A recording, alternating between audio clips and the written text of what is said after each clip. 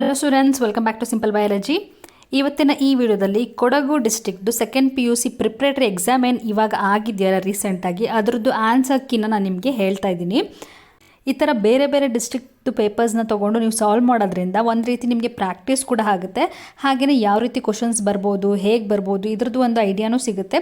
So ಹಾಗಾಗಿ ಆದಷ್ಟು maximum ನೀವು ಯಾವೆಲ್ಲ ಡಿಸ್ಟ್ರಿಕ್ಟ್ ಪೇಪರ್ ಸಿಗುತ್ತೆ ಅದನ್ನು ಸಾಲ್ವ್ ಮಾಡ್ತಾ ಹೋಗಿ. ನಾನು ಕೂಡ ನನಗೆ ಸಿಗುವಂಥ ಡಿಫ್ರೆಂಟ್ ಡಿಸ್ಟ್ರಿಕ್ಟ್ ಪೇಪರ್ಸ್ನ ಸಾಲ್ವ್ ಮಾಡಿಬಿಟ್ಟು ನಿಮಗೆ ವಿಡಿಯೋಸ್ಗಳನ್ನ ಹಾಕ್ತಾ ಇರ್ತೀನಿ. ಎಲ್ಲ ವಿಡಿಯೋಗಳನ್ನ ತಪ್ಪದೆ ನೋಡಿ, ಡೆಫಿನೆಟ್ಲಿ ನಿಮಗೆ ಇದು ಎಕ್ಸಾಮ್ಗೆ ಹೆಲ್ಪ್ ಆಗುತ್ತೆ. So question paper pattern already ನಾನು ಎಕ್ಸ್ಪ್ಲೇನ್ ಮಾಡೋದ್ರಿಂದ ಇಲ್ಲಿ ಮತ್ತೆ ನಾನು ಎಕ್ಸ್ಪ್ಲೇನ್ ಮಾಡ್ತಾ ಇಲ್ಲ. ನಾನು ಬ್ಲೂ ಪ್ರಿಂಟ್ನು ಎಕ್ಸ್ಪ್ಲೇನ್ ಮಾಡಿದ್ದೀನಿ, ಹಾಗೆ ಪ್ಯಾಟರ್ನ್ ಹೇಗಿರುತ್ತೆ ಅದನ್ನು ಎಕ್ಸ್ಪ್ಲೇನ್ ಮಾಡಿದ್ದೀನಿ. ಆ ಎಲ್ಲ ವಿಡಿಯೋಗಳನ್ನ ನೀವು ನೋಡಿಲ್ಲ ಅಂದರೆ ನನ್ನ ಚಾನಲಲ್ಲಿ ಅವೈಲೇಬಲ್ ಇರುತ್ತೆ, ನೀವು ಅದನ್ನು ಚೆಕ್ ಮಾಡ್ಕೊಳ್ಬೋದು. ಹಾಗೆಯೇ ಚಾಪ್ಟರ್ ವೈಸ್ ಇಂಪಾರ್ಟೆಂಟ್ ಕ್ವಶನ್ಸ್ ಯಾವುದೆಲ್ಲ ಇದೆ ಇದನ್ನು ಕೂಡ ನಾನು ನನ್ನ ಚಾನಲಲ್ಲಿ ಆಲ್ರೆಡಿ ಹಾಕಿದ್ದೀನಿ. ಪ್ರತಿಯೊಂದು ಚಾಪ್ಟರ್ದು ಎಕ್ಸ್ಪ್ಲೇನ್ ಮಾಡಿದ್ದೀನಿ, ಹೇಗೆ ಬರ್ಬೋದು, ಏನು ಬರ್ಬೋದು, ಯಾವುದಕ್ಕೆ ಸ್ಟ್ರೆಸ್ ಕೊಡಬೇಕು, ಇದನ್ನೆಲ್ಲ ನಾನು ಹೇಳಿರೋದ್ರಿಂದ ನನಗೆ ಮತ್ತೆ ಯಾವುದನ್ನು ಹೇಳೋದಕ್ಕೋಗಲ್ಲ. ನೀವು ಅದೆಲ್ಲ ವಿಡಿಯೋಗಳನ್ನ ನೀವು ನನ್ನ ಚಾನಲಲ್ಲಿ ಚೆಕ್ ಮಾಡ್ಕೊಳ್ಬೋದು. ಸೊ ಈಗ ಫಸ್ಟ್ ಪಾರ್ಟ್ ಏನಿದೆ MCQ ಬರುತ್ತಲ್ಲ, ಇದನ್ನು ನಾವು ನೋಡ್ತಾ ಹೋಗೋಣ. MCQ ಮತ್ತು ಫಿಲ್ ಇನ್ ದ ಬ್ಲ್ಯಾಂಕ್ಸ್ ಮತ್ತು ಕ್ವಶನ್ ಆನ್ಸರ್ಸ್ಗೆ ಎಂಟರ್ ಆಗೋಣ. ಸೊ ಫಸ್ಟ್ ಏನಿದೆ MCQ, one by one solve ಮಾಡ್ತಾ ಹೋಗೋಣ.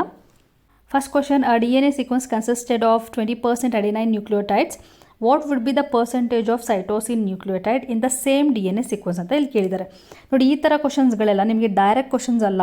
ನೀವು ಇದನ್ನು ಥಿಂಕ್ ಮಾಡಿ ನಿಮಗೆ ಆನ್ಸರ್ ಗೊತ್ತಿರುತ್ತೆ, ಬಟ್ ಇದು ಅಪ್ಲಿಕೇಶನ್. ನೀವು ಏನು ಅರ್ಥ ಮಾಡ್ಕೊಂಡಿದ್ದೀರಾ ಅದನ್ನು ಅಪ್ಲೈ ಮಾಡಬೇಕಾಗುತ್ತೆ ಇಲ್ಲಿ. ಸೊ ಎಷ್ಟು ಅರ್ಥ ಆಗಿದೆ ಅನ್ನೋದನ್ನು ಇಲ್ಲಿ ಚೆಕ್ ಮಾಡೋದಕ್ಕೋಸ್ಕರ ಈ ಥರ ಅಪ್ಲಿಕೇಶನ್ ಲೆವೆಲ್ ಕ್ವಶನ್ಸ್ನ ಕೊಡ್ತಾರೆ. ಸೊ ಈ ಥರ ಕ್ವಶನ್ಸ್ನು ಕೂಡ ನೀವು ಆನ್ಸರ್ ಮಾಡೋಕ್ಕೆ ಗೊತ್ತಿರಬೇಕು. ಇಲ್ಲಿ ಏನು ಅರ್ಥ ಮಾಡ್ಕೋಬೇಕು ಅಂದರೆ, ಫಸ್ಟ್ ಕ್ವಶನಲ್ಲಿ ನಿಮಗೆ ಒಂದು ಕಾನ್ಸೆಪ್ಟ್ ಗೊತ್ತಿರಬೇಕು. A always binds with T and G always binds with C. Okay, ಇದು ಒಂದು ಕಾನ್ಸೆಪ್ಟ್. ಹಾಗೆ ಇನ್ನೊಂದೇನಿದೆ ಅಂತಂದರೆ, ಇನ್ನೊಂದು ರೂಲ್ ಇದೆ ಚರ್ಗಾವ್ಸ್ ರೂಲಲ್ಲಿ. A ಎಷ್ಟಿದೆ, ಅಡಿನೈನ್ ಎಷ್ಟಿದೆ ಅಷ್ಟೇ ಈಕ್ವಲ್ ಆಗಿ T ಇರುತ್ತಂತೆ, ಅಂದರೆ ಥೈಮಿನ್ ಇರುತ್ತಂತೆ. G ಎಷ್ಟಿದೆ ಅಷ್ಟೇ ಈಕ್ವಲ್ ಆಗಿ ಸೈಟೋಸಿನ್ ಇರುತ್ತಂತೆ. ಈ ಎರಡು ಕಾನ್ಸೆಪ್ಟ್ಗಳು ನಿಮಗೆ ಗೊತ್ತಿರುತ್ತೆ. ಆ ಕಾನ್ಸೆಪ್ಟ್ ಬೇಸ್ ಮೇಲೆ ಈಗ ಇಲ್ಲಿ ನಿಂತಿರೋದು. ಸೊ ಇಲ್ಲಿ ಏನು ಹೇಳ್ತಿದ್ದಾರೆ, 20% ಅಡಿನೈನ್ ಇದೆ ಅಂತ ಹೇಳ್ತಿದ್ದಾರೆ. 20% ಅಡಿನೈನ್ ಅಂತಂದಾಗ ಎಷ್ಟಾಯಿತು, 20% ಅಡಿನೈನ್ ಅಂದರೆ A = T ಅಂದರೆ T ಕೂಡ ಏನಾಯಿತು, 20% ಆಯಿತು. ಸೊ A ಮತ್ತು T ಎರಡೂ ನೀವು ಕ್ಯಾಲ್ಕುಲೇಟ್ ಮಾಡಿದಾಗ 20 + 20 ಎಷ್ಟಾಯಿತು, ಎರಡೂ ಸೇರಿ ಎಷ್ಟಾಗುತ್ತೆ, 40 ಆಗುತ್ತೆ. ಇದೆರಡೂ ಸೇರಿ 40 ಆಯಿತು. ಸೊ ಈಗ 40% ಇಲ್ಲಿ ಆದರೆ ಉಳಿದಿದೆಷ್ಟು, 100ಅಲ್ಲಿ ಔಟ್ ಆಫ್ 100 40 ಹೊಟ್ಟೋಗಿದೆ ಅಂತಂದರೆ ಉಳಿದಿದೆಷ್ಟು, 60. ಸೊ ಈಗ 60% G ಮತ್ತು C ಇರಬೇಕು ಅಲ್ವಾ. G C ಎರಡೂ ಸೇರಿ 50% ಇರಬೇಕು, 60% ಇರಬೇಕು. ಸೊ ಇಲ್ಲಿ ಯಾವುದನ್ನು ಕೇಳಿರೋದವರು, ಸೈಟೋಸಿನ್ನ ಮಾತ್ರ ಕೇಳಿದ್ದಾರೆ. ಸೊ ಸೈಟೋಸಿನ್ ಒಂದನ್ನೇ ನಾವು ಕನ್ಸಿಡರ್ ಮಾಡಿದ್ರೆ 60 ಅರ್ಧ ಎಷ್ಟು, 30. So 30% is the answer. Okay, correct answer 30%. So ಈ ರೀತಿ ನಾವು ಹೇಗೆ ಆನ್ಸರ್ನ ಕಂಡುಹಿಡ್ಕೋಬೇಕು ಅಂತ ನಾವು ತಿಳ್ಕೊಂಡಿರಬೇಕು. ಕಾನ್ಸೆಪ್ಟ್ ಗೊತ್ತಿರುತ್ತೆ, ಬಟ್ ಕಾನ್ಸೆಪ್ಟನ್ನ ಯೂಸ್ ಮಾಡಿಕೊಂಡು ಯಾವ ರೀತಿ ಆನ್ಸರ್ನ ಫೈಂಡ್ ಔಟ್ ಮಾಡ್ಕೋಬೇಕು ಅಂತ ಗೊತ್ತಿರಬೇಕು. Next question, which of the following fruit is parthenocarpic? ಇದು ಡೈರೆಕ್ಟ್ ಕ್ವಶನ್, ಇದರಲ್ಲೇನೂ ಕನ್ಫ್ಯೂಷನ್ ಇರಲ್ಲ. ಪಾರ್ಥಿನೋಕಾರ್ಪಿಕ್ ಅಂತಂದರೆ ಯಾವುದು ವಿದೌಟ್ ಫರ್ಟಿಲೈಸೇಷನ್ ಫ್ರೂಟ್ ಫಾರ್ಮೇಷನ್ ಆಗುತ್ತಲ್ಲ ಅದು. ಸೀಡ್ ಇರಲ್ಲ. ಯೂಶ್ವಲಿ ಪಾರ್ಥಿನೋಕಾರ್ಪಿಕಲ್ಲಿ ಸೀಡ್ ಇರಲ್ಲ.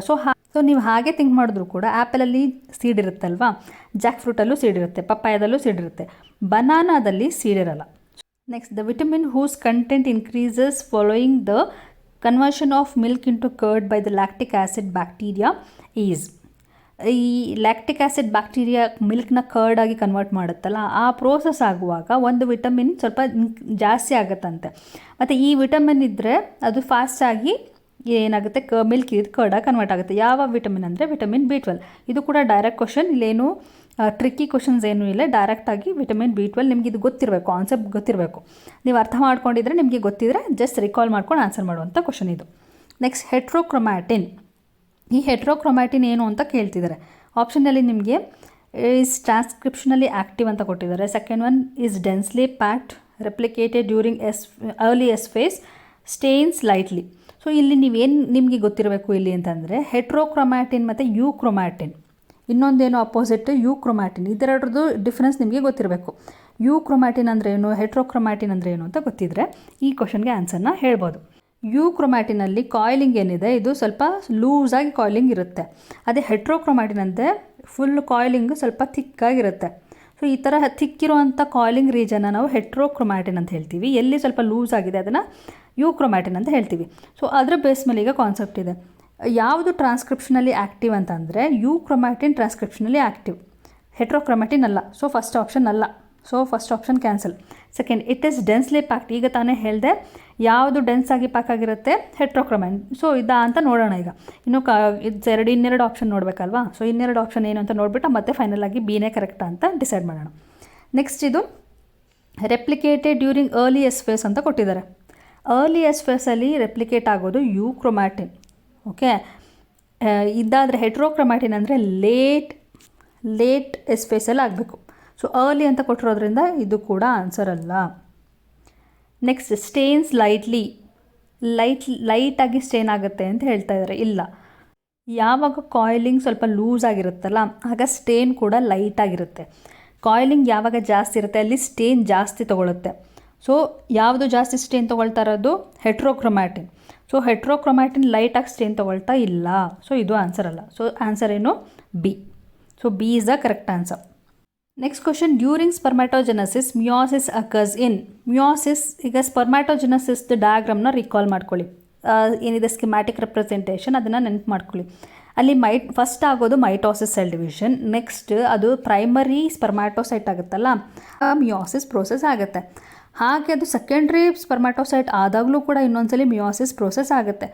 So answer should be both A and B. Okay, next, in which of the following types of pollination genetically different pollen grains are brought to the stigma. Genetically different ಆಗಿರಬೇಕು. ಈ autogamy ಅಂದರೆ ಈಗ ಒಂದು flower ಹೀಗಿದ್ದರೆ ಅದರಲ್ಲಿ pollen grains ಇರುತ್ತೆ, ಹಾಗೆ stigma ಇರುತ್ತೆ. Stigma ಈಗ ಸ್ವಲ್ಪ ದೊಡ್ಡದಾಗಿ ಡ್ರಾ ಮಾಡ್ತೀನಿ ಯಾಕೆಂದರೆ ನಿಮ್ಗೆ ಅರ್ಥ ಆಗಲಿ ಅಂತ. ಪೋಲನ್ ಗ್ರೇನ್ಸ್ ಹೀಗೆ ಇರುತ್ತೆ. ಇದರದ್ದೇ ಪೋಲನ್ ಗ್ರೇನ್ ಇದಕ್ಕೆ ಬಿದ್ದರೆ ಅದನ್ನು ಆಟೋಗ್ಯಾಮಿ ಅಂತ ಹೇಳ್ತೀವಿ. ಸೊ ಆಟೋಗ್ಯಾಮಿಲಿ ಜೆನೆಟಿಕಲಿ ಡಿಫ್ರೆಂಟ್ ಆಗೋಕ್ಕೆ ಸಾಧ್ಯ ಇಲ್ಲ, ಯಾಕೆಂತಂದರೆ ಇದೇ ಪ್ಲ್ಯಾಂಟ್ ಅಲ್ವಾ, ಇದೇ ಫ್ಲವರ್ ಅಲ್ಲಿ ಬೀಳ್ತಾ ಇರೋದ್ರಿಂದ, ಸೇಮ್ ಫ್ಲವರ್ ಆಗಿರೋದ್ರಿಂದ ಜೀನ್ಸ್ ಎಲ್ಲ ಸೇಮ್ ಇರುತ್ತೆ. ಸೊ ಆಟೋಗ್ಯಾಮಿ ಆಗೋಕ್ಕೆ ಚಾನ್ಸ್ ಇಲ್ಲ. ಗಿಟನೋಗ್ಯಾಮಿ ಅಂದರೆ ಏನು ಅರ್ಥ ಅಂದರೆ, ಪ್ಲ್ಯಾಂಟ್ ಸೇಮ್ ಇದೆ ಬಟ್ ಫ್ಲವರ್ ಏನಿದೆ ಬೇರೆ ಬೇರೆ ಕಡೆ ಇದೆ, ಸೇಮ್ ಫ್ಲವರ್ ಅಲ್ಲ. ಇದೊಂದು ಫ್ಲವರ್ ಇದೊಂದು ಫ್ಲವರ್, ಇಲ್ಲಿಂದ ಇಲ್ಲಿಗೆ ಪೋಲನ್ ಗ್ರೇನ್ಸ್ ಜಂಪ್ ಆಗುತ್ತೆ. ಸೊ ಜೀನ್ಸ್ ಸೇಮ್ ಇದೆಯಾ. ಸೊ ಪ್ಲ್ಯಾಂಟಲ್ಲಿ ಯಾವುದೇ ಫ್ಲವರ್ ತೊಗೊಂಡ್ರು ಸೇಮ್ ಜೀನ್ಸ್ ಇರುತ್ತಲ್ವಾ. ಸೊ ಈ ಫ್ಲವರ್ ಆದರೂ ಆಗಲಿ ಇಲ್ಲ ಈ ಫ್ಲವರ್ ಆದರೂ ಆಗಲಿ ಏನಾಗುತ್ತೆ, ಜೀನ್ಸ್ ಒಂದೇ ಇರುತ್ತೆ. So it is not even ಗಿಟೋನೋಗ್ಯಾಮಿನೂ ಕೂಡ ಅಲ್ಲ. ಹಾಗಿದ್ರೆ ಆನ್ಸರ್ ಏನು, xenogamy is the right answer. ಯಾಕೆ ಅಂದರೆ ಝೀನೋಗ್ಯಾಮಿ ಅಂದರೆ 2 ಡಿಫ್ರೆಂಟ್ ಪ್ಲ್ಯಾಂಟ್, ಇದೊಂದು ಪ್ಲ್ಯಾಂಟಲ್ಲಿ ಫ್ಲವರ್ ಇರುತ್ತೆ, ಇನ್ನೊಂದು ಪ್ಲ್ಯಾಂಟ್ ಯಾವುದೋ ಬೇರೆ ಪ್ಲ್ಯಾಂಟಲ್ಲಿ ಇನ್ನೊಂದಿರುತ್ತಲ್ಲ, ಇದರಿಂದ ಇದು ಬಂದು ಪೋಲನ್ ಗ್ರೇನ್ಸ್ ಬೀಳೋದು. ಸೊ ಎರಡೂ ಕೂಡ ಬೇರೆ ಬೇರೆ ಪ್ಲ್ಯಾಂಟ್ ಆಗಿರೋದ್ರಿಂದ ಜೀನ್ಸ್ ಒಂದೇ ಥರ ಇರಲ್ಲ, ಬೇರೆ ಬೇರೆ ಥರ ಇರುತ್ತೆ. ಸೊ ಹಾಗಾಗಿ ಇಲ್ಲಿ ಜೆನೆಟಿಕಲಿ ಡಿಫ್ರೆಂಟ್ ಪೋಲನ್ ಗ್ರೇನ್ಸ್ ಯಾವುದ್ರಲ್ಲಿ ಆಗ್ತಾ ಇದೆ, ಝೀನೋಗ್ಯಾಮಿ ಕಂಡೀಷನಲ್ಲಿ ಮಾತ್ರ ಆಗ್ತಾ ಇದೆ. ಸೊ ಇದು answer. Next, which organism species have greater diversity in the Western Ghats than Eastern Ghats. Western ಘಾಟ್ಸಲ್ಲಿ ಜಾಸ್ತಿ ಇದೆಯಂತೆ ಕಂಪೇರ್ಡ್ ಟು ಈಸ್ಟರ್ನ್ ಘಾಟ್ಸ್ ಅಂತ ಇಲ್ಲಿ ಕೊಟ್ಟಿದ್ದಾರೆ. ಯಾವುದು ಅಂತ ನೀವು ಟೆಕ್ಸ್ಟ್ ಬುಕ್ಕಲ್ಲಿ ಚೆಕ್ ಮಾಡಿದ್ರೆ, this is also direct question. Answer is amphibians. Amphibians ಏನಿದೆ ವೆಸ್ಟರ್ನ್ ಘಾಟ್ಸಲ್ಲಿ ಜಾಸ್ತಿ ಇರುತ್ತೆ. Next, sickle cell anaemia disorder arises due to. ಯಾವುದರಿಂದ ಆಗುತ್ತೆ ಸಿಕಲ್ ಸೆಲ್ ಅನಿಮಿಯಾ? ರಿಕಾಲ್ ಮಾಡ್ಕೊಳ್ಳಿ ಕಾನ್ಸೆಪ್ಟನ್ನ. ಅದರಲ್ಲಿ ಏನಾಗುತ್ತೆ ಅಂತಂದರೆ, ಒಂದು ಸಿಂಗಲ್ DNA ಮ್ಯುಟೇಷನಿಂದ ಆಗ್ತಾಯಿದೆ. ಇದನ್ನು ಪಾಯಿಂಟ್ ಮ್ಯುಟೇಷನ್ ಅಂತ ಹೇಳ್ತೀವಿ. ಪಾಯಿಂಟ್ ಮ್ಯುಟೇಷನಲ್ಲಿ ಏನಾಗುತ್ತೆ ಅಂದರೆ, 6th ಪೊಸಿಷನಲ್ಲಿ ಬೀಟಾ ಚೈನ್ ಇರೋಂಥ 6th ಪೊಸಿಷನಲ್ಲಿ ಏನಾಗುತ್ತೆ, ಒಂದು ಜೀನ್ ಚೇಂಜ್ ಆಗಿ ವ್ಯಾಲಿನ್ ಇದು ಗ್ಲುಟಾಮಿಕ್ ಆ್ಯಸಿಡ್ ಆಗಿ ಕನ್ವರ್ಟ್ ಆಗಿಬಿಡುತ್ತೆ. Okay, because of only one gene ಏನಾಗ್ತಿದೆ ಇಲ್ಲಿ ಸಿಕಲ್ ಸೆಲ್ ಅನಿಮಿಯಾ ಡಿಸಾರ್ಡರ್ ಪೇಷಂಟ್ಸಲ್ಲಿ ಕಾಣಿಸ್ಕೊಳ್ಳುತ್ತೆ. ಸೊ ಆನ್ಸರ್ ಏನಾಗಬೇಕು ಇಲ್ಲಿ, duplication of segment of DNA. ಇಲ್ಲ, ಒಂದು ಕಂಪ್ಲೀಟ್ ಸೆಗ್ಮೆಂಟ್ ಅಲ್ಲ ಇದು. So answer wrong. Substitution of single base, ಇದು ಸಿಂಗಲ್ ಒಂದೇ ಒಂದು ಅಂತ ಹೇಳಿದೆಲ್ಲ ಪಾಯಿಂಟ್, ಇದೆ ಆನ್ಸರ್. ಡಿಲೀಷನ್ ಆಫ್ ಸೆಗ್ಮೆಂಟ್, ಒಂದು ಕಂಪ್ಲೀಟ್ ಸೆಗ್ಮೆಂಟ್ ಇಲ್ಲ, ಇದು ಆನ್ಸರ್ ಅಲ್ಲ. ಡುಪ್ಲಿಕೇಶನ್ ಆಫ್ ಡುಪ್ಲಿಕೇಶನು ಆಗಲ್ಲ ಇಲ್ಲಿ. So what is answer? Answer is substitution in a single base of DNA. Next, during embryonic development which of the following organ is form first. ಇಲ್ಲಿ ಕೊಟ್ಟಿರೋಂಥ ಆಪ್ಷನಲ್ಲಿ ಯಾವುದು first embryo ಸ್ಟೇಜಿಂದ start ಆಗುತ್ತಲ್ಲ development, ಒಂದು foetus ಇದ್ದಿದ್ದು ಸ್ಲೋ ಆಗಿ ಬೆಳೀತಾ ಪ್ರತಿಯೊಂದು ಪಾರ್ಟ್ ಡೆವಲಪ್ ಆಗಿ ಒಂದು ಮಗು ಆಗಿ ಕನ್ವರ್ಟ್ ಆಗುತ್ತಲ್ಲ.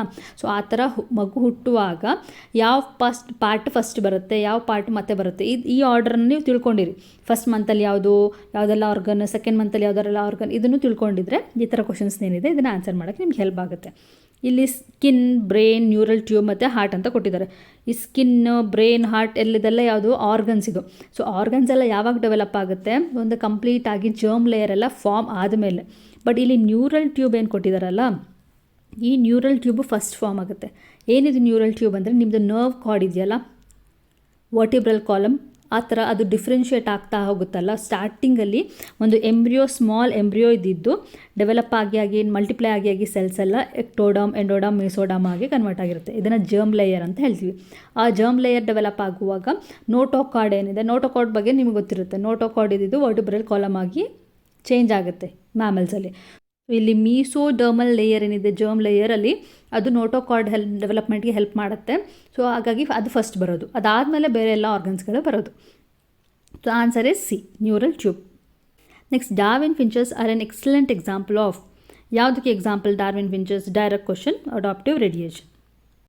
The integral form of exponential growth equation will be. ಇದರಲ್ಲಿ ಕೊಟ್ಟಿರುವಂಥ ಆಪ್ಷನಲ್ಲಿ ಯಾವುದು ಕರೆಕ್ಟ್ ಈಕ್ವೇಷನ್ ಅಂತ ನೀವು ಫೈಂಡ್ ಔಟ್ ಮಾಡಬೇಕು. ಇದು ಕೂಡ ಡೈರೆಕ್ಟ್ ಕ್ವಶನ್. ನೀವು ಕಲ್ತಿರೋ ಅಂಥದ್ದನ್ನ ರೀಕಾಲ್ ಮಾಡಿಕೊಂಡು ಆನ್ಸರ್ ಮಾಡುವಂಥ ಡೈರೆಕ್ಟ್ ಕ್ವಶನ್. ಕರೆಕ್ಟ್ ಈಕ್ವೇಷನ್ ಯಾವುದು ಅಂದರೆ NT = N0 ಇದು correct equation. Antibody present in the colostrum is. ಕೊಲೆಸ್ಟ್ರಮಲ್ಲಿ ಯಾವ ಆ್ಯಂಟಿಬಾಡಿ ಜಾಸ್ತಿ ಇದೆ? ಆ್ಯಕ್ಚುಲಿ ಮೋರ್ ಅಂತ ಮೆನ್ಷನ್ ಮಾಡಿದರೆ ಬೆಟರ್ ಇತ್ತು. ಬಿಕಾಸ್ ಕೊಲೆಸ್ಟ್ರಮಲ್ಲಿ ಇಮ್ಯುನೋಗ್ಲೋಬ್ಲಿನ್ G ಕೂಡ ಇರುತ್ತೆ, A ಕೂಡ ಇರುತ್ತೆ. ಬಟ್ ನಾವು ತುಂಬ ಜಾಸ್ತಿ ಅಂತ ಕನ್ಸಿಡರ್ ಮಾಡುವಾಗ immunoglobulin G is the answer, correct answer. So ಇಲ್ಲಿ ಕೊಟ್ಟಿಲ್ಲ ಅಂದರೂ ಕೂಡ ಬೇರೆ ಆಪ್ಷನ್ ಯಾವುದು ಸೂಟ್ ಆಗದೆ ಇರೋದ್ರಿಂದ ಔಟ್ ಆಫ್ ದಿಸ್ ನೀವು ಯಾವುದನ್ನು ಕನ್ಸಿಡರ್ ಮಾಡಬೇಕು ಅಂತಂದರೆ ಇಮ್ಯುನೋಗ್ಲೋಬ್ಲಿನ್ Gನ ಸೆಲೆಕ್ಟ್ ಮಾಡಬೇಕಾಗುತ್ತೆ. Permanent method of birth control in women. ಇದು ಕೂಡ ಡೈರೆಕ್ಟ್ ಕ್ವಶನ್. ವ್ಯಾಸಕ್ಟಮಿ ಆಗೋದು ಮೇಲಲ್ಲಿ, ಟ್ಯೂಬೆಕ್ಟಮಿ ಆಗೋದು ಫೀಮೇಲಲ್ಲಿ. So direct question. Hormone responsible for ovulation and development of corpus luteum is. ಇದು ಕೂಡ ಡೈರೆಕ್ಟ್ ಕ್ವಶನ್. ಯಾವ ಹಾರ್ಮೋನ್ ಎರಡಕ್ಕೂ, ಓವ್ಯುಲೇಷನ್ಗೂ ಹೆಲ್ಪ್ ಮಾಡ್ತಾ ಇದೆ, ಕಾರ್ಪಸ್ ಲ್ಯೂಟಿಯಮ್ ಡೆವಲಪ್ ಆಗೋದಕ್ಕೂ ಹೆಲ್ಪ್ ಮಾಡ್ತಾ ಇದೆ? ಯಾವುದು ಅಂತಂದರೆ luteinising hormone, LH hormone. An example for hormone releasing IUD among the following. ಇಲ್ಲಿ ಕೊಟ್ಟಿರೋಂಥ ಆಪ್ಷನಲ್ಲಿ ಹಾರ್ಮೋನ್ ರಿಲೀಸಿಂಗ್ IUD ಯಾವುದು ಅಂತ. ಇದೆಲ್ಲನೂ IUDಸೇ, ಇಂಟ್ರಾಯುಟರೈನ್ ಡಿವೈಸಸ್ಸೇ. ಬಟ್ ಇದರಲ್ಲಿ ಹಾರ್ಮೋನ್ ಯಾವುದು ರಿಲೀಸ್ ಮಾಡ್ತಿದೆ ಅಂದರೆ LNG-20. ಇದು ಹಾರ್ಮೋನ್ನ ರಿಲೀಸ್ ಮಾಡ್ತಾ ಇದೆ. ನೆಕ್ಸ್ಟ್, ಫಿಲ್ ಇನ್ ದ ಬ್ಲ್ಯಾಂಕ್ಸ್ನ ನೋಡೋಣ. Fill in the blanks usually ಯಾವಾಗಲೂ ಈಸಿನೇ ಇರುತ್ತೆ, ಯಾಕೆಂದರೆ ಅಲ್ಲೇ ಆಪ್ಷನ್ಸ್ ಇರೋದ್ರಿಂದ ಈಸಿಯಾಗಿ ಗೆಸ್ ಮಾಡ್ಬೋದು ಏನು ಆನ್ಸರ್ ಅಂತ. The extra chromosomal self replicating double stranded close circular DNA molecule present in some bacterias are called. ಏನಂತ ಕರೀತಾರೆ? Double stranded extra chromosomal DNA plasmid ಅಂತ ಹೇಳ್ತಾರೆ. So answer is plasmid. Next, dash is a major conduit of energy flow in aquatic system. ಯಾವುದು? Grazing food chain. Next, a population interaction in which both the partners are harmed. ಎರಡಕ್ಕೂ affect ಆಗ್ತಿದೆ, harm ಆಗ್ತಿದೆ ಅಂದರೆ ಅದನ್ನು ನಾವು ಏನಂತ ಕರಿಬೋದು ಅಂದರೆ ಕಾಂಪಿಟೇಷನ್ ಅಂತ ಕರಿಬೋದು. ಓಕೆ, ಕಾಂಪಿಟೇಷನಲ್ಲಿ ಇಬ್ಬರೂ ಟಫ್ ಕಾಂಪಿಟೇಷನ್ ಇದ್ದರೆ ಇಬ್ರಿಗೂ ಹಾರ್ಮ್ ಆಗುತ್ತಲ್ವ, ಇಬ್ರಿಗೂ ಲಾಸೇ ಅದು. ಅವ್ರಿಗೂ ಕರೆಕ್ಟಾಗಿ ಸಿಗಲ್ಲ, ಇವ್ರಿಗೂ ಕರೆಕ್ಟಾಗಿ ಸಿಗಬೇಕಾಗಿರೋಂಥದ್ದು. ಆ ಥರದ್ದು ಕಾಂಪಿಟೇಷನ್ ಅಂತ ಹೇಳ್ತೀವಿ. Next, dash is termed as single step large mutation. Direct question. Saltation ಡೆಫಿನೇಷನ್ನ ನೀವು ಗೊತ್ತಿದ್ದರೆ ಆನ್ಸರ್ ಮಾಡ್ಬೋದು. ಲಾಸ್ಟ್ ಒನ್, ಇನ್ನು ಉಳಿದಿರೋದು ಯಾವುದಿದೆ ಅದನ್ನೇ ಬರೆದ್ರೆ ಆಯಿತು. ಬಟ್ ಸ್ಟಿಲ್ ಏನು ಅಂತ ನೋಡೋಣ. Pollen mother cell, pollen tetrad, pollen grain, ಅಲ್ಲಿಗೆ ವೆಜಿಟೇಟಿವ್ ಸೆಲ್ ಬರಬೇಕು ಮತ್ತು ಜನರೇಟಿವ್ ಸೆಲ್ ಕಂಟಿನ್ಯೂ ಆಗುತ್ತೆ. ಸೊ ಇದೊಂದು ಸೀಕ್ವೆನ್ಸ್. ತುಂಬ ಈಸಿ ಇದೆ fill in the blanks. Fill in the blanks ಏನೂ ಪ್ರಾಬ್ಲಮ್ ಇಲ್ಲ. ಬಟ್ ಈ MCQ ಏನಿತ್ತು ಸ್ವಲ್ಪ ಟ್ರಿಕ್ಕಿ ಆಗಿತ್ತು. ನೀವು ತುಂಬಾ ನೀಟಾಗಿ ಎಲ್ಲನೂ ನೆನ್ಪಿಟ್ಕೊಳ್ಬೇಕಾಗುತ್ತೆ. ಬಯಾಲಜಿಲಿ ಸ್ಪೆಷಲಿ ನೀವು ಆನ್ಸರ್ ಮಾಡಬೇಕು ಅಂದರೆ ನಿಮ್ಮ ಮೆಮೊರಿ ಪಾರ್ ಏನಿದೆ ಅದು ತುಂಬ ಸ್ಟ್ರಾಂಗ್ ಆಗಿರಬೇಕು. ನಿಮಗೆ ಮೆಮೊರಿ ಪಾರ್ ಸ್ಟ್ರಾಂಗ್ ಆಗಿದ್ದರೆ ಮಾತ್ರ ಎಲ್ಲ ಕಾನ್ಸೆಪ್ಟ್ನು ನೆನ್ಪಿಟ್ಕೊಂಡು ಬರೆಯೋಕ್ಕಾಗುತ್ತೆ. ಲಾಜಿಕಲ್ ಇದ್ದರೆ ನೀವು ಈ ಪ್ರಾಬ್ಲಮ್ ಸಾಲ್ವಿಂಗ್ ಆ ಥರ ಎಲ್ಲ ಮಾಡೋದಕ್ಕೆ ಹೆಲ್ಪ್ ಆಗುತ್ತೆ. ಬಟ್ ಇಲ್ಲಿ ನಿಮಗೆ ಲಾಜಿಕಲ್ ಮೈಂಡ್ಗಿಂತ ಮೆಮೊರಿ ಬೇಸ್ಡ್ ಮೈಂಡ್ ನಿಮಗೆ ಬೇಕಾಗಿರುತ್ತೆ ಬಯಾಲಜಿಲಿ. ಎಲ್ಲ ಓದಿರೋಂಥ ಕಾನ್ಸೆಪ್ಟ್ ಎಲ್ಲ ಫುಲ್ ಕಂಪ್ಲೀಟಾಗಿ ನೆನ್ಪಿಟ್ಕೊಂಡು ನೀವು ರಿಕಾಲ್ ಮಾಡಿಕೊಂಡು ಕರೆಕ್ಟ್ ಆನ್ಸರ್ನ ಗೆಸ್ ಮಾಡಬೇಕಾಗುತ್ತೆ. ಒಂದು ಚಿಕ್ಕ ಮಿಸ್ಟೇಕ್ ಆದರೂ, ಕನ್ಫ್ಯೂಷನ್ ಆದರೂ ಕೂಡ ನಿಮಗೆ ಮಾರ್ಕ್ಸ್ ಹೋಗೋಂಥ ಚಾನ್ಸಸ್ ಇರೋದ್ರಿಂದ ಆದಷ್ಟು ಕೇರ್ಫುಲ್ಲಾಗಿ MCQಗಳನ್ನ ಅಟೆಂಡ್ ಮಾಡಿ. ನೆಕ್ಸ್ಟ್, ಈಗ ಪಾರ್ಟ್ B ಏನಿದೆ ಕ್ವಶನ್ ಆನ್ಸರ್ಸ್, ಇದನ್ನು ನೋಡ್ತಾ ಹೋಗೋಣ. ಫಸ್ಟ್ ಕ್ವಶನ್ ಏನಿದೆ ನಿಮಗೆ 2 ಮಾರ್ಕ್ಸ್ಗೆ, ಅದು what is infertility, mention any 2 techniques implemented in assisted reproductive technology ಅಂತ ಕೊಟ್ಟಿದ್ದಾರೆ. ಇಲ್ಲಿ ಫಸ್ಟ್ ನೀವು ಇನ್ಫರ್ಟಿಲಿಟಿ ಅಂದರೆ ಏನು ಅಂತ ಡಿಫೈನ್ ಮಾಡಬೇಕು. It is a inability of a couple to produce children in spite of unprotected sexual cohabitation ಅಂತ ಬರೀಬೇಕು. ಅಂದರೆ ಅನ್ಪ್ರೊಟೆಕ್ಟೆಡ್ ಆಗಿರ್ತಾರೆ, ಅವ್ರು ಯಾವುದೇ ರೀತಿ ಈ ಕಾಂಟ್ರಸೆಪ್ಟಿವ್ಸ್ನ ಯೂಸ್ ಮಾಡ್ತಿರಲ್ಲ, ಬಟ್ ಸ್ಟಿಲ್ ಅವರಲ್ಲಿ ಒಂದು ಇನ್ಎಬಿಲಿಟಿ ಇರುತ್ತೆ, ಒಂದು ಮಕ್ಕಳನ್ನ ಪ್ರೊಡ್ಯೂಸ್ ಮಾಡೋಕ್ಕಾಗ್ತಾರಲ್ಲ. ಸೊ ಆ ಥರದ್ದನ್ನು ಏನು ಹೇಳ್ತೀವಿ ನಾವು ಇನ್ಫರ್ಟಿಲಿಟಿ ಅಂತ ಹೇಳ್ತೀವಿ. ಇಲ್ಲಿ ನಾನು 2 ಅಸಿಸ್ಟೆಡ್ ರಿಪ್ರೊಡಕ್ಟಿವ್ ಟೆಕ್ನಾಲಜಿನ ತೊಗೊಂಡಿದ್ದೀನಿ. ಇದೇ ಬರೀಬೇಕು ಅಂತೇನಿಲ್ಲ, ಇದನ್ನು ಬಿಟ್ಟು ನಿಮಗೆ ಬೇರೆ ಯಾವುದಾದ್ರೂ ಗೊತ್ತಿದ್ರೂ ಕೂಡ ಬರಿಬೋದು. ನಾನು ತೊಗೊಂಡಿರೋದು IVF ಮತ್ತು ಗಿಫ್ಟ್ ಏನಿದೆ ಇದು ತೊಗೊಂಡಿದ್ದೀನಿ. ನೀವು ಬೇಕಿದ್ದರೆ ಜಿಫ್ಟ್ನ ಬೇಕಿದ್ರೆ ಬರಿಬೋದು, ಆರ್ಟಿಫಿಷಿಯಲ್ ಇನ್ಸೆಮಿನೇಷನ್ ಬರಿಬೋದು. ಸೊ ಯಾವ್ದು ನಿಮಗೆ ಗೊತ್ತಿರುತ್ತೆ ನೆನಪಾಗುತ್ತೆ ಅದನ್ನು ಬರೀರಿ. Next, mention any 4 factors affecting rate of decomposition. So ಈ ರೇಟ್ ಆಫ್ ಡಿಕಾಂಪೋಸಿಷನ್ನ ಅಫೆಕ್ಟ್ ಮಾಡುವಂಥ ಫ್ಯಾಕ್ಟರ್ಸ್ಗಳು ಯಾವುದು ಅಂತ ನೀವು ಇಲ್ಲಿ ಬರೀಬೇಕಾಗುತ್ತೆ. ಜಸ್ಟ್ ಮೆನ್ಷನ್ ಮಾಡಿದರೆ ಸಾಕು, ಬಿಕಾಸ್ ಇಟ್ ಇಸ್ 2 ಮಾರ್ಕ್ಸ್. ನೀವು ಯಾವುದು ಅಂತ ಮೆನ್ಷನ್ ಮಾಡಿದರೆ ಸಾಕು. ಆಕ್ಸಿಜನ್, ಟೆಂಪ್ರೇಚರ್, ಮಾಯ್ಶ್ಚರ್ ಮತ್ತು ಸಾಯಿಲ್ pH. ಆಕ್ಸಿಜನ್ ಇಲ್ಲ ಅಂತಂದರೆ ಮತ್ತು ಕರೆಕ್ಟ್ ಟೆಂಪ್ರೇಚರ್, ಆಪ್ಟಿಮಮ್ ಟೆಂಪ್ರೇಚರ್ ಅಂತ ಇಲ್ಲಿ ಯೂಸ್ ಮಾಡಬೇಕು. ಆ್ಯಕ್ಚುಲಿ ನಾವು ಆಪ್ಟಿಮಮ್ ಟೆಂಪ್ರೇಚರ್ ಅಂದರೆ ಬ್ಯಾಕ್ಟೀರಿಯಾ ಗ್ರೋತಿಗೆ ಬೇಕಾಗಿರುವಂಥ ಟೆಂಪ್ರೇಚರ್ ಇದ್ದರೆ ಆಗ ಬ್ಯಾಕ್ಟೀರಿಯಾಸ್ ಚೆನ್ನಾಗಿ ಗ್ರೋ ಆಗುತ್ತೆ, ಡಿಕಂಪೋಸಿಷನ್ ಚೆನ್ನಾಗಾಗುತ್ತೆ. ಮಾಯ್ಶ್ಚರ್ ಕೂಡ ಅಷ್ಟೇ. Moisture is nothing but water, amount of water, minimum amount of water ಬೇಕಾಗಿರುತ್ತೆ ಅದಕ್ಕೆ ಡಿಕಂಪೋಸಿಷನ್ ಪ್ರೋಸೆಸ್ಗೆ. ಅದು ಕೂಡ ಇಲ್ಲ ಅಂದರೂ ಕೂಡ ಡಿಕಂಪೋಸಿಷನ್ ಪ್ರೋಸೆಸ್ ಸ್ಲೋ ಆಗುತ್ತೆ. ಹಾಗೆ coming to the soil pH, ಒಂದು ಸಾಯಿಲಲ್ಲಿ ಎಲ್ಲ ಥರ ಸಾಯಿಲ್ಗಳಲ್ಲೂ ಅದರದ್ದೇ ಆದ ಒಂದು pH ಇರುತ್ತೆ. ಬೇಸ್ಡ್ ಆನ್ ದಟ್ ಆ pH ಯಾಕೆ ಮ್ಯಾಟರ್ ಆಗುತ್ತೆ ಅಂದರೆ, ಈ ಬ್ಯಾಕ್ಟೀರಿಯಾಸ್ ಗ್ರೋ ಆಗಬೇಕು ಅಂದರೂ ಕೂಡ ಒಂದು pH ಮ್ಯಾಟರ್ ಆಗುತ್ತೆ. ಈ ಪರ್ಟಿಕ್ಯುಲರ್ pHಲ್ಲಿ ಪರ್ಟಿಕ್ಯುಲರ್ ಬ್ಯಾಕ್ಟೀರಿಯಾಗಳು ಗ್ರೋ ಆಗುತ್ತೆ. ಸೊ ಎಲ್ಲ ಬ್ಯಾಕ್ಟೀರಿಯಾ ಎಲ್ಲ pHಲ್ಲೂ ಗ್ರೋ ಆಗೋದಕ್ಕಾಗಲ್ಲ. ಸೊ ಡಿಪೆಂಡಿಂಗ್ ಆನ್ ದ್ಯಾಟ್ ಈ ಡಿಕಾಂಪೋಸಿಷನ್ ಪ್ರೋಸೆಸ್ ಕೂಡ ವೇರಿ ಆಗುತ್ತೆ. ಫಾಸ್ಟಾಗಾದರೂ ಆಗ್ಬೋದು, ಸ್ಲೋ ಆಗಾದರೂ ಆಗ್ಬೋದು. ಇದನ್ನು ಬಿಟ್ಟು ನೀವು ಇನ್ನೇನು ಬರೀಬೋದು ಅಂದರೆ ಕೆಮಿಕಲ್ ಕಾಂಪೋಸಿಷನ್ ಅಂತ ಇರುತ್ತಲ್ಲ, ಅದನ್ನು ಬೇಕಾದ್ರೆ ಮೆನ್ಷನ್ ಮಾಡ್ಬೋದು. What is that chemical composition? Inorganic substances ಏನೆಲ್ಲ ಇರುತ್ತಲ್ಲ ಅದು ಕೂಡ ಎಫೆಕ್ಟ್ ಮಾಡ್ಬೋದು ರೇಟ್ ಆಫ್ ಡಿಕಂಪೋಸಿಷನ್ಗೆ. ಹೇಗೆ ಅಂದರೆ, ಫಾರ್ ಎಕ್ಸಾಂಪಲ್ ಈ cell wall is made up of chitin and lignin, ಇದು ಗೊತ್ತಿದೆ ಅಲ್ವಾ ನಿಮಗೆ? ಯಾವ ಸೆಲ್ ವಾಲ್ ಬಗ್ಗೆ ಮಾತಾಡ್ತಿದ್ದೀನಿ ಅಂದರೆ, ನಾನು ಪ್ಲ್ಯಾಂಟಲ್ಲಿರುವಂಥ ಸೆಲ್ ವಾಲ್ ಬಗ್ಗೆ ನಾನೀಗ ಹೇಳ್ತಾ ಇರೋದು. ಸೆಲ್ ವಾಲ್, ಎಲ್ಲ ಸೆಲ್ ವಾಲ್ಗಳೂ it is made up of something ಅಲ್ವಾ, ಯಾವುದೋ ಒಂದು ಕೆಮಿಕಲಿಂದ ಮಾಡಿರುತ್ತೆ.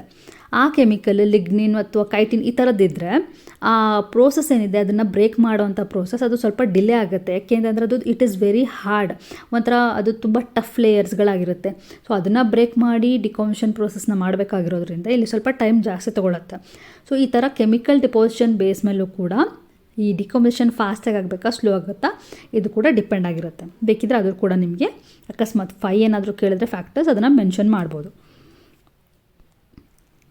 Next, what is exit conservation? Give 2 example.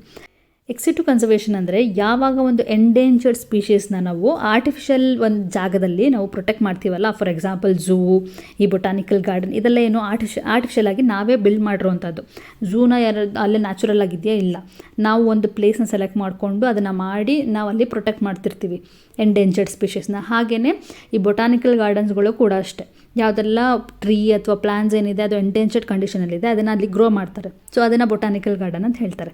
So ಎಲ್ಲಿ ಈ ಥರ ಆರ್ಟಿಫಿಷಿಯಲ್ ಮೆಥಡಲ್ಲಿ ಅದನ್ನು ಕನ್ಸರ್ವ್ ಮಾಡ್ತಿರ್ತಾರೆ ಅದನ್ನು ಎಕ್ಸಿಟು ಅಂತ ಹೇಳ್ತೀವಿ.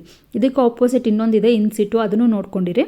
ಏನು ಅಂದರೆ, ಇನ್ಸಿಟು ಅಂದರೆ ನ್ಯಾಚುರಲ್ ಹ್ಯಾಬಿಟ್ಯಾಟಲ್ಲೇ ಎಲ್ಲಿ ಅದಿದೆ ಅಲ್ಲೇ ಅದನ್ನು ಕನ್ಸರ್ವ್ ಮಾಡ್ತಿದ್ರೆ ಅದನ್ನು ಇನ್ಸಿಟು ಕನ್ಸರ್ವೇಷನ್ ಅಂತ ಹೇಳ್ತೀವಿ.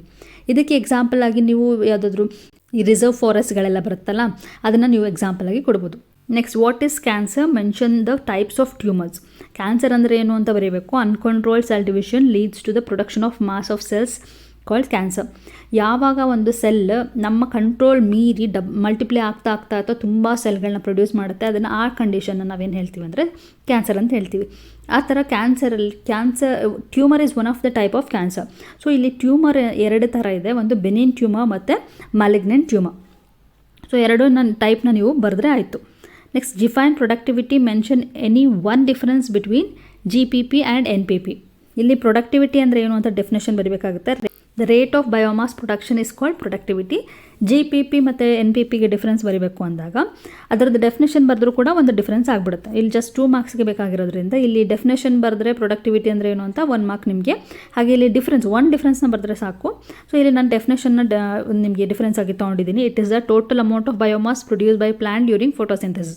ಒಂದು ಫೋಟೋಸಿಂಥೆಸಿಸ್ ಆದಾಗ ಎಷ್ಟು ಬಯೋಮಾಸ್ ಪ್ರೊಡ್ಯೂಸ್ ಆಗುತ್ತೆ ಅದು GPP ಆಗುತ್ತೆ, ಗ್ರಾಸ್ ಪ್ರೈಮರಿ ಪ್ರೊಡಕ್ಟಿವಿಟಿ. NPP ಅಂದರೆ net primary productivity. It is the gross primary productivity minus respiratory loss.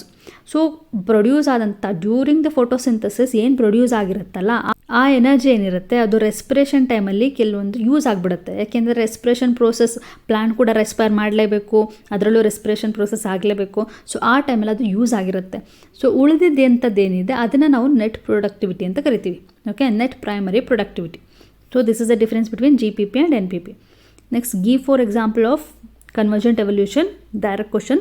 ನೀವು ಜಸ್ಟ್ ಅದನ್ನು ಓದಿದರೆ ಅದನ್ನು ರಿಕಾಲ್ ಮಾಡ್ಕೊಂಡು ಬರೀಬೇಕಷ್ಟೇ. ಇಲ್ಲಿ ಕನ್ವರ್ಜೆಂಟ್ ಅಂದರೆ ಏನು ಅಂತ ನಾನು ಹೇಳ್ತೀನಿ. It is not required here, but ನಿಮಗೆ ಅರ್ಥ ಆಗಲಿ ಏನು ಅಂತ ಇಲ್ಲಿ ನಿಮಗೆ ಹೇಳ್ತಾ ಇರೋದು ನಾನು. ಇಲ್ಲಿ ಒರಿಜಿನ್ ಮತ್ತು ಸ್ಟ್ರಕ್ಚರ್ ಏನಿರುತ್ತೆ ಸ್ವಲ್ಪ ಡಿಫ್ರೆಂಟ್ ಇರುತ್ತೆ, ಬಟ್ ಫಂಕ್ಷನ್ ಒಂದೇ ಥರ ಮಾಡ್ತಾ ಇರುತ್ತೆ. ಸೊ ಒರಿಜಿನ್ ಹೇಗೆ ಸ್ಟ್ರಕ್ಚರ್ ಒರಿಜಿನೇಟ್ ಆಯಿತು ಅದು ಒಂದೇ ಥರ ಇರಲ್ಲ. For example wings of insects ಮತ್ತು ವಿಂಗ್ಸ್ ಆಫ್ ಬರ್ಡ್ ಎರಡೂ ಕೂಡ ಒಂದೇ ರೀತಿ ಒರಿಜಿನ್ ಇರಲ್ಲ. ಬಟ್ ಇಲ್ಲಿ ಏನಾಗ್ತಿದೆ, ಎರಡೂ ಕೂಡ ಒಂದೇ ಫಂಕ್ಷನ್ ಮಾಡ್ತಿದೆ, ಫ್ಲೈಯಿಂಗ್ ಪರ್ಪಸ್. ಬರ್ಡ್ಸಲ್ಲೂ ವಿಂಗ್ಸ್ ಫ್ಲೈ ಆಗೋದಕ್ಕೆ ಮತ್ತು ಇನ್ಸೆಕ್ಟಲ್ಲೂ ಫ್ಲೈ ಆಗೋದಕ್ಕೆ. ಸೊ ಹಾಗೆಯೇ ಇಲ್ಲಿ flippers of dolphins and penguins ಇದು ಕೂಡ ನಿಮಗೆ ಎಕ್ಸಾಂಪಲ್. ಹಾಗೆ eye of octopus and mammals, thorns of bougainvillea and tendril of cucurbita, ಇದೆಲ್ಲ ಎಕ್ಸಾಂಪಲ್ ಆಗಿ ನೀವು ಬರೀಬೋದು. Next differentiate between codominance and incomplete dominance with one example each. ಇಲ್ಲಿ ನಿಮಗೆ ಡೆಫಿನೇಷನ್ ಎರಡರದ್ದು ಬರೆದೇ ಮುಗಿಯುತ್ತೆ. ಎರಡರದ್ದು ಡೆಫಿನೇಷನ್ ಬರೆದ್ಬಿಟ್ಟು ಅದಕ್ಕೆ ಎಕ್ಸಾಂಪಲ್ನ ಕೊಟ್ಟರೆ ಸಾಕು. ಇನ್ಕಂಪ್ಲೀಟ್ ಡಾಮಿನೆನ್ಸ್ ಅಂದರೆ ಏನು ಅಂದರೆ, ಎರಡು ಡಿಫ್ರೆಂಟ್ ಪ್ಯಾರೆಂಟ್ಸ್ನ ತೊಗೊಂಡು ನಾವು ಅದನ್ನು ಬ್ರೀಡ್ ಮಾಡಿದಾಗ ಅಥವಾ ಕ್ರಾಸಿಂಗ್ ಮಾಡಿದಾಗ ಪ್ರೊಡ್ಯೂಸ್ ಆಗುವಂಥ ಆಫ್ ಸ್ಪ್ರಿಂಗ್ ಪ್ಯಾರೆಂಟ್ ಥರ ಇರಲ್ಲ, ಕಂಪ್ಲೀಟ್ ಡಿಫ್ರೆಂಟ್ ಇರುತ್ತೆ. ಫಾರ್ ಎಕ್ಸಾಂಪಲ್ ಇದು ಇನ್ಕಂಪ್ಲೀಟ್ ಡಾಮಿನೆನ್ಸ್ನ ಎಕ್ಸ್ಪ್ಲೇನ್ ಮಾಡೋದಕ್ಕೆ ನಾವು ಎರಡು ರೀತಿ ಫ್ಲಾರ್ ತೊಗೊಂಡಿರ್ತೀವಿ, ನೆನಪಿದೆಯಾ? ವೈಟ್ ಫ್ಲಾರ್ ಮತ್ತು ರೆಡ್ ಫ್ಲಾರ್. ಎರಡನ್ನೂ ಫ್ಯೂಸ್ ಮಾಡಿದಾಗ ಅಥವಾ ಹೈಬ್ರಿಡ್ ಮಾಡಿದಾಗ ಪ್ರೊಡ್ಯೂಸ್ ಆಗೋದು ಪಿಂಕ್ ಕಲರ್ ಫ್ಲಾರ್. ಸೊ ಯಾವ ಪ್ಯಾರೆಂಟ್ನು ಇದು ಹೋಲಿಕೆ ಇಲ್ಲ ರೆಡ್ ಕಲರ್ ಇಲ್ಲ ವೈಟ್ ಕಲರ್ ಇಲ್ಲ, ಎರಡರ ಮಧ್ಯ ಇದೆ. ಸೊ ಈ ಥರ ಆಫ್ ಸ್ಪ್ರಿಂಗ್ ಯಾವಾಗ ರಿಸೆಂಬಲ್ ಆಗಲ್ಲ ಅದನ್ನು ಇನ್ಕಂಪ್ಲೀಟ್ ಡಾಮಿನೆನ್ಸ್ ಹೇಳ್ತೀವಿ.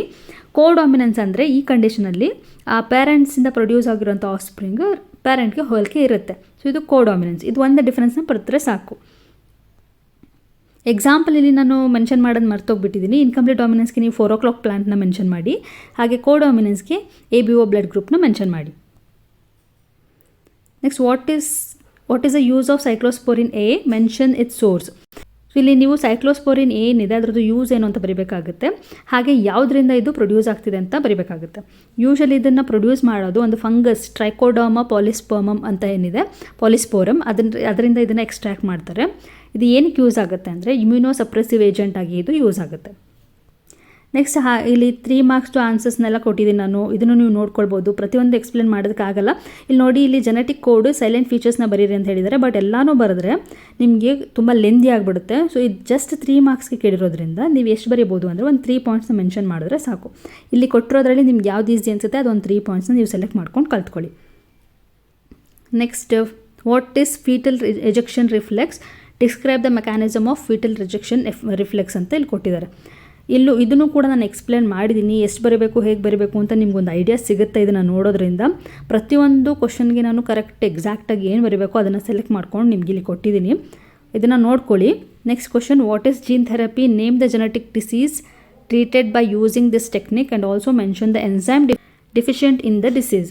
ಸೊ ಇದನ್ನು ಜಸ್ಟ್ ಇಲ್ಲಿ ನೋಡಿ ಒಂದು ಪಾಯಿಂಟ್ ಬರೆದ್ಬಿಟ್ರೆ ಸಾಕು, ನಿಮಗೆ 3 marks ಬರುತ್ತೆ. ಹಾಗೆ ಉಳಿದಿದ್ದನ್ನು ಕೂಡ ಕೊಟ್ಟಿದ್ದೀನಿ, ಪ್ರತಿಯೊಂದು ನಾನು ಎಕ್ಸ್ಪ್ಲೇನ್ ಮಾಡೋಕ್ಕಾಗಲ್ಲ. ನಿಮ್ಗೆ ಇದರಲ್ಲಿ ಕೊಟ್ಟರು ಅಂತ ಅದರಲ್ಲಿ ಯಾವುದಾದ್ರೂ ಕ್ವಶನಲ್ಲಿ ನಿಮ್ಗೆ ಏನಾದರೂ ಕನ್ಫ್ಯೂಷನ್ಸ್ ಇದ್ದರೆ ನೀವು ಅಲ್ಲಿ ಕಮೆಂಟ್ ಸೆಕ್ಷನಲ್ಲಿ ನಂಗೆ ಕಮೆಂಟ್ ಮಾಡಿ ಕೇಳ್ಬೋದು. ಓಕೆ, ಹಾಗೆ ನಿಮ್ಮ ಡಿಸ್ಟ್ರಿಕ್ಟಲ್ಲಿ ಕಂಡಕ್ಟ್ ಆಗಿರುವಂಥ ಕ್ವಶನ್ ಪೇಪರ್ಸ್ಗೆ ನಿಮಗೆ ಆನ್ಸರ್ಸ್ ಬೇಕು ಅಂದರೆ ನಾನು ನಿಮಗೆ ನನ್ನ ಡಿಸ್ಕ್ರಿಪ್ಷನ್ ಬಾಕ್ಸಲ್ಲಿ ನನ್ನ ಇಮೇಲ್ ID ನ ಕೊಟ್ಟಿರ್ತೀನಿ. ಆ ಇಮೇಲ್ ಐಡಿಗೆ ನಿಮ್ಮ ಡಿಸ್ಟ್ರಿಕ್ಟ್ದು ಕ್ವಶನ್ ಪೇಪರ್ನ ಸೆಂಡ್ ಮಾಡಿದರೆ ನಾನು ಅದಕ್ಕೆ ಆನ್ಸರ್ ಮಾಡಿ ನಿಮಗೆ ಟೆಲಿಗ್ರಾಮ್ ಗ್ರೂಪಲ್ಲಿ ನಾನು ನಿಮಗೆ ಕಳಿಸ್ಕೊಡ್ತೀನಿ. ಎಲ್ಲ ಕ್ವಶನ್ಗೂ ಇಲ್ಲಿ ನಿಮಗೆ ಆನ್ಸರ್ಸ್ ಅವೈಲೇಬಲ್ ಇದೆ ನೋಡಿ. ಪ್ರತಿಯೊಂದಕ್ಕೂ ನಾನು ಎಕ್ಸಾಕ್ಟಾಗಿ ಏನು ಆನ್ಸರ್ ಬರಬೇಕು ಅಂತ ಇಲ್ಲಿ ತೋರಿಸಿದ್ದೀನಿ. ಈ ಡಿಸ್ಟ್ರಿಕ್ಟ್ ಕ್ವಶನ್ ಪೇಪರ್ ಏನಿದೆ ಇದನ್ನು ಕೂಡ ನಾನು ಟೆಲಿಗ್ರಾಮ್ ಗ್ರೂಪಲ್ಲಿ ಹಾಕ್ತೀನಿ. ಹಾಗೆ ಈ PDF ಏನು ಕಾಣಿಸ್ತಾ ಇದೆಯಲ್ಲ ನಿಮಗೆ, ಇದನ್ನು ಕೂಡ ನಾನು ನಿಮಗೆ ಟೆಲಿಗ್ರಾಮ್ ಗ್ರೂಪಲ್ಲಿ ಹಾಕಿರ್ತೀನಿ, ಅದನ್ನು ನೀವು ಚೆಕ್ ಮಾಡ್ಕೊಳ್ಬೋದು. ಬೇರೆ ಏನೇ ಡೌಟ್ ಇದ್ರೂ ಕಮೆಂಟ್ ಸೆಕ್ಷನಲ್ಲಿ ಕಮೆಂಟ್ ಮಾಡಿ. ಈ ಪ್ರಿಪ್ರೇಟ್ರಿ ಪೇಪರ್ಗಳನ್ನೆಲ್ಲ ಸಾಲ್ವ್ ಮಾಡೋದನ್ನು ಮಾತ್ರ ಮರಿಬೇಡಿ. ಫಸ್ಟ್ ಒಂದ್ಸಲಿ ನೀವು ಕಲ್ತ್ಕೊಂಡ್ಬಿಟ್ಟಿದ್ದೆಲ್ಲ ಆನ್ಸರ್ಗಳನ್ನ ನೀವೇ ನೋಡದೆ ಒಂದ್ಸಲಿ ಬರೀರಿ. ಕ್ವಶನ್ ಪೇಪರ್ನ ಹೇಗೋ ನಿಮಗೆ ಸಿಕ್ಕಿರುತ್ತಲ್ಲ, ಸೊ ಅದು ನೋಡ್ಕೊಂಡು ನೀವು ಹೇಗೆ ಸಾಲ್ವ್ ಮಾಡ್ಬೋದು, ಏನು ಮಾಡ್ಬೋದು, ಇದನ್ನೆಲ್ಲ ನೀವು ತಿಳ್ಕೊಂಡು ನೀವು ಮಾಡಿದರೆ ನಿಮಗೆ ಎಕ್ಸಾಮಿಗೆ ಹೆಲ್ಪ್ ಆಗುತ್ತೆ, ಡೆಫಿನೆಟ್ಲಿ ಹೆಲ್ಪ್ ಆಗುತ್ತೆ. ಸೊ ಹಾಗಾಗಿ ನಾನು ಎಲ್ಲ ಡಿಸ್ಟ್ರಿಕ್ಟ್ ಪೇಪರ್ಗಳನ್ನ ಆದಷ್ಟು ಸಾಲ್ವ್ ಮಾಡೋಕ್ಕೆ ಟ್ರೈ ಮಾಡ್ತಾಯಿದ್ದೀನಿ. ಸೊ ನೆಕ್ಸ್ಟ್ ವಿಡಿಯೋದಲ್ಲಿ ನಾನು ನೆಕ್ಸ್ಟ್ ಯಾವುದಾದ್ರೂ ಬೇರೆ ಡಿಸ್ಟ್ರಿಕ್ಟು ಸಾಲ್ವ್ ಮಾಡಿ ಹಾಕ್ತೀನಿ. ಸೊ ಕ್ವಶನ್ ಪೇಪರ್ನ ಇಟ್ಕೊಂಡು ನೀವೇ 3 hours ಎಕ್ಸಾಮ್ನ ನೀವೇ ಅಟೆಂಡ್ ಮಾಡೋ ಥರ ನೀವು ಪ್ರಾಕ್ಟೀಸ್ ಮಾಡಿ ಅಂತ ಹೇಳ್ತಾ ಆಲ್ ದಿ ಬೆಸ್ಟ್ ಹೇಳ್ತಾ ಇವತ್ತಿನ ವಿಡಿಯೋನ ಇಲ್ಲಿಗೆ ಎಂಡ್ ಮಾಡ್ತಾ ಇದ್ದೀನಿ.